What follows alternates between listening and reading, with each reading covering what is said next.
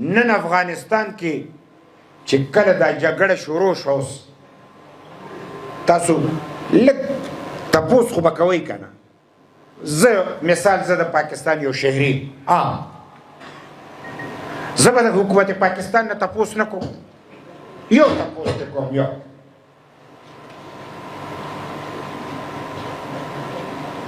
او تپوس ډېر ساده دی چې دا تاسو دا څه لوبه کوله او دا په کومه طریقه باندې تاسو لګیا وئ د دې انجام نه تاسو خبر نه وئ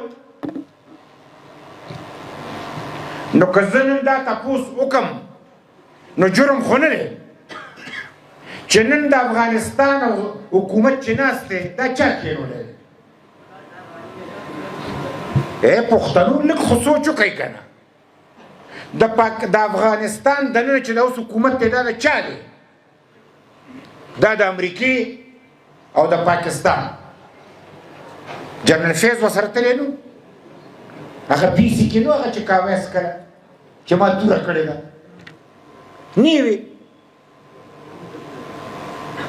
او امریکې نه تپوس کوو چې تا مذاکرات کول په دوحه کې او پاکستان سپورټ کولې نو د اشرف غني باندې کېنولی او که نه چې که تا خبره ختموله دا خو عجیبه خبره ده د بټګرام فیصله به کوم او د بټګرام مشران به پکې نو څوک به یې پکې د افغانستان فیصله کوي افغانستان سټیټ دی او صدر یې چې کوم دی اشرف غني دی او هغه به نو دا به څوک او خل دلته خوشحالېده او دی لاړو کاویس کړه او دا امریکې کړي او سهولتکاري چې کوم دی نو پاکستان کړی اوس دومره تپوس د پاکستان نه کوو چې تا دا سړي کېنول ګوره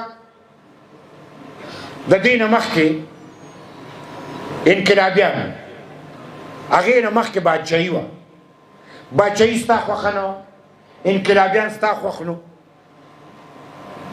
بیا ورپسې چې کوم دی نو زمونږ مجاهدین چې کوم ای رالل دا ګلبدین او دا ټول یو ځای او زمونږ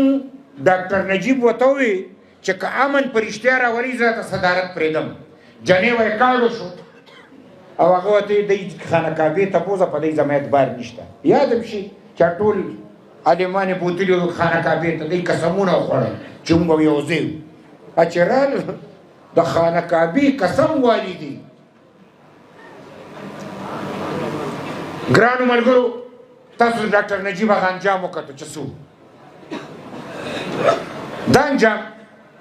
چې هغه خپل حکومت پرېښود چا به خپل حکومت پرېښی او بیا د هغې نه پس تا کرزی صاحب رالو تا وی چې دا منتخب دی استابدي شو هغې نه پس چې کوم دی اشرف غني راغی استابد شو منځ کې دوه ځل طالبان راغله